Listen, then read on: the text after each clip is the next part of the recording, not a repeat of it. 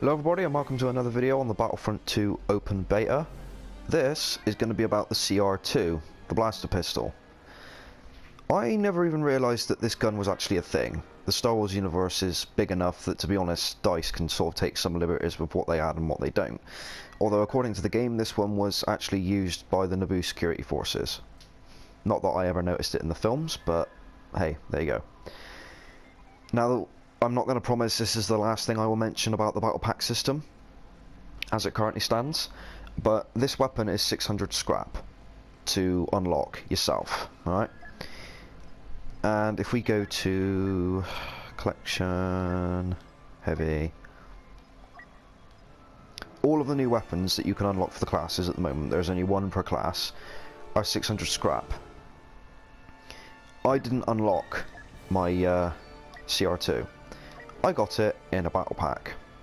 This does bring some concern to me, because if it's like this in the open game, in the full release, then there's a possibility that somebody will be able to just buy a few battle packs and unlock half the guns in the damn game. Even if it's for a class they don't use very often, it may tempt them to start using the class. Anyway, so what do I think about this blaster? Well, there will be some gameplay footage coming off of it afterwards, but it's basically a submachine gun. Even though it's classed as an assault weapon, it's a submachine gun. So it has a ridiculously high rate of fire with not a lot of damage in comparison to the DC-15 in the case of the clones. A smaller range, and its cooling power is better, which is good because it overheats incredibly quickly. The upgrades that you can get for it include Ion Shot. This is ionized bolts that change weapon efficiency, raise damage against turrets, vehicles and shields, reduce damage against troops.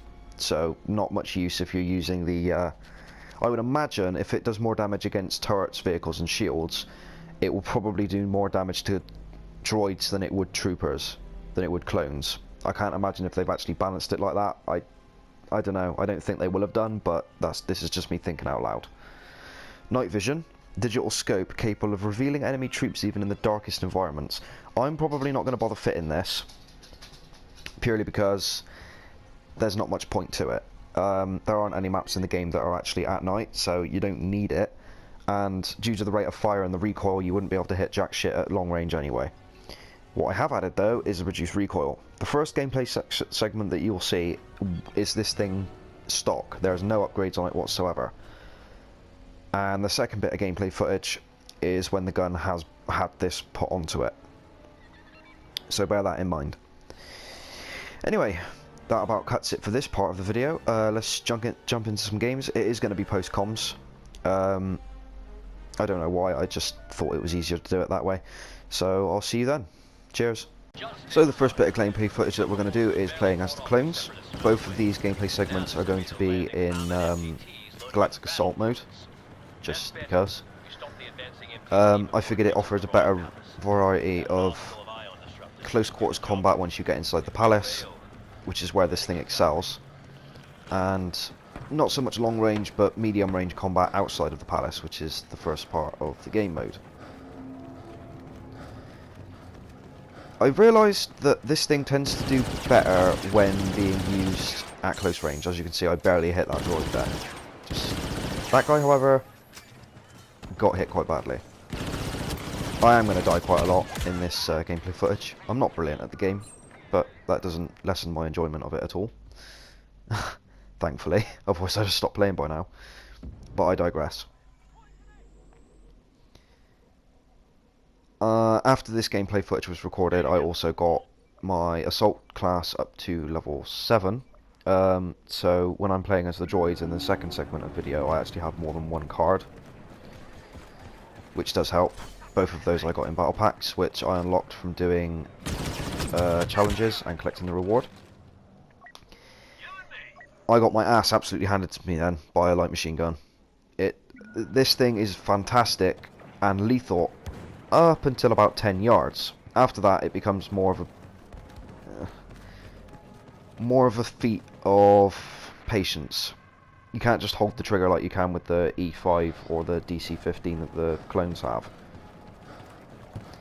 I think it is more of an improvement over the droid blaster, not the droid blaster, sorry, the clone blaster, just because of the rate of fire, and the E5 I can kind of make work at any range, but this thing, it's very situational, basically. That's the easiest way to think about it, is that it's situational. And it does overheat very, very quickly.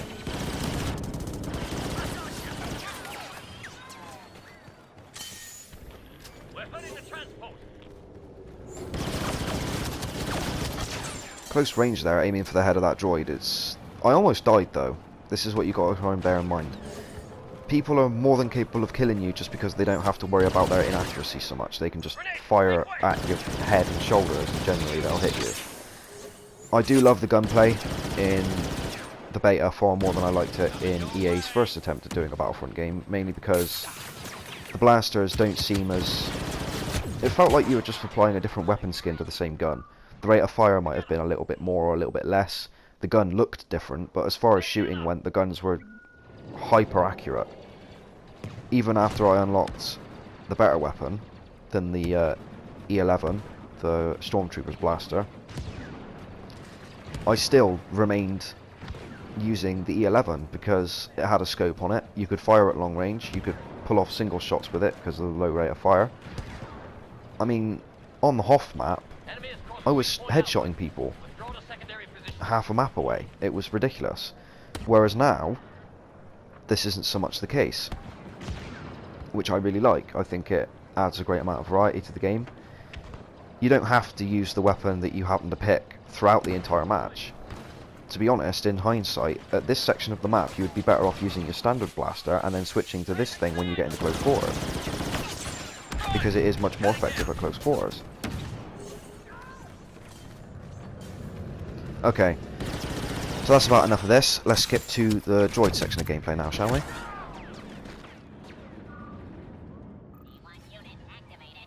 And here we are, we're back playing as the droids. Now I have an extra card than I had before in the previous footage, and this weapon now has the stock upgrade, which should reduce the recoil. I wouldn't say it reduces the recoil so much as it reduces the spread. But even then, you still have to burst fire if you're firing anything more than, say, 10-20 meters maximum. Those clones over there, I can't hit them with any sort of reliability. Not with full auto fire. So I cut my losses, chuck my grenade, and run around the corner. Clone right in front of me, kill assist. That's fine, I can live with that. That guy, I only hit in the head, mainly because the recoil was forcing the weapon to fire in an upward angle. Which worked in my favour in that case, but... Take out a clone heavy. It's a useful kill. Those heavy troopers are an absolute nightmare.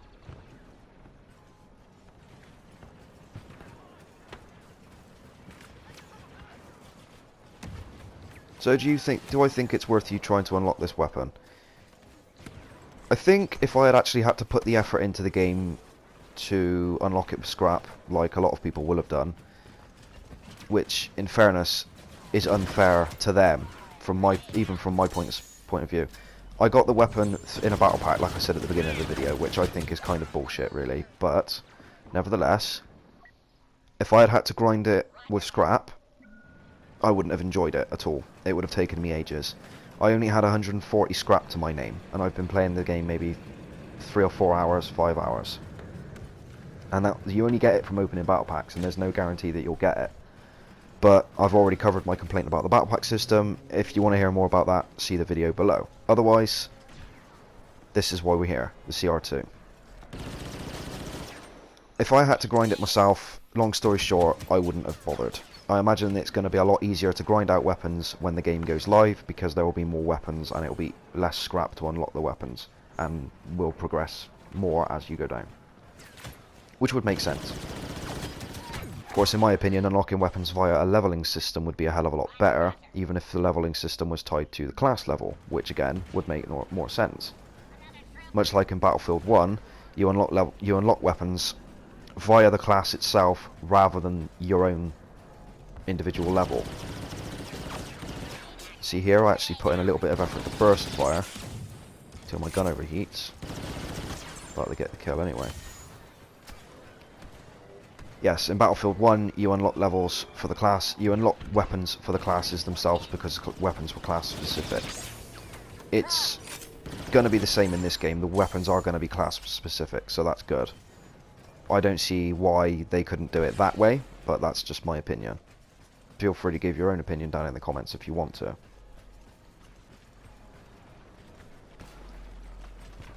As I mentioned in the last clip, I think this gun really does excel at close range, which at the end of the day is what it's designed for. It is basically a submachine gun.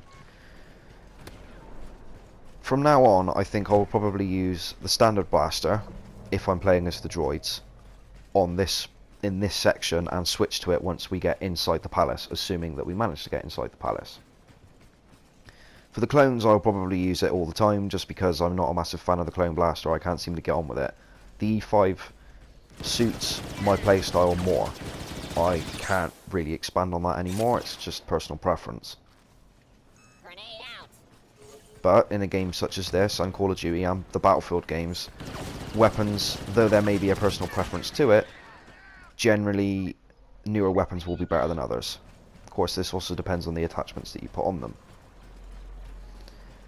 I did say at the start of this clip that the stock was added to the weapon for this gameplay, and even though I'm sure there is a difference, I can't really notice it all too much.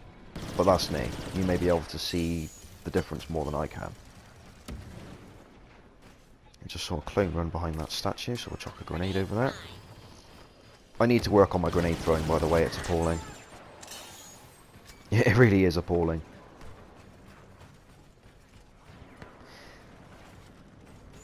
I will have some footage coming up in the coming days once the beta has ended, because it ends tomorrow. I'm not exactly sure what time. This is Tuesday as I'm recording this, so it ends on Wednesday.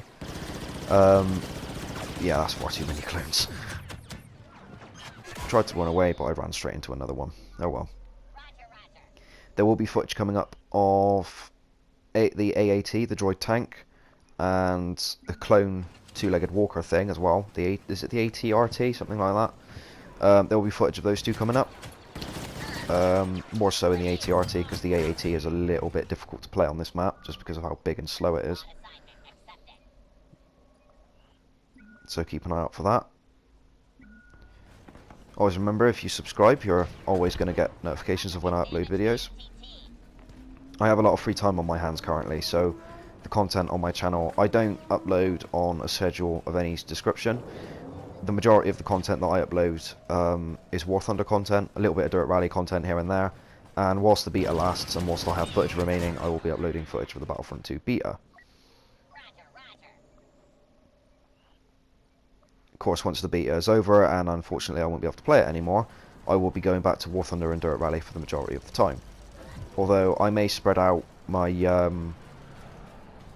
upload footage for Battlefield 2 just to keep those of you who are interested in the game a little bit more, you know, keep your attention for a little while longer.